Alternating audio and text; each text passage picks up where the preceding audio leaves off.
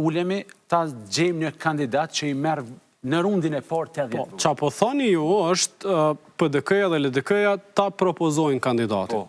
Pse ju nuk e gjeni një kandidat? Sepse ai pastaj do të etiketohej si kandidati vetëvendosjes përveç familjes Jashari në këtë rast që ka pas një lloj uniteti. Kush po e thot? Ashtë para gjykim? Pa diskutim. Cilin do propozim le ta bën lëvizja vetëvendosje. Shumë të zot, ka njerëz shumë të mirë. Automatikisht do të etiketohet. Ju lutem ta ktheni pak postimin e kryetarit LDK-s.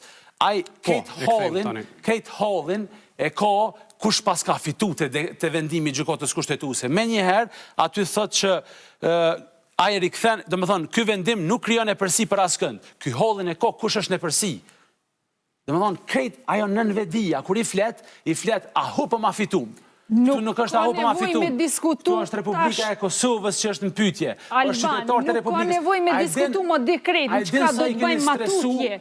Ju që ka do të bëni si lëvizje vetë vendosje matutje. Cilat janë hapat e parë që ju keni me i marë. Opozita i ka stresu dhe jo. I kanë stresu jashtëzakonisht shumë me mos pjesëmarrje shtetare për shkak se dihet botërisht që zgjedhjet kanë efekt ekonomik të rënduar edhe në ekonomitë familjare.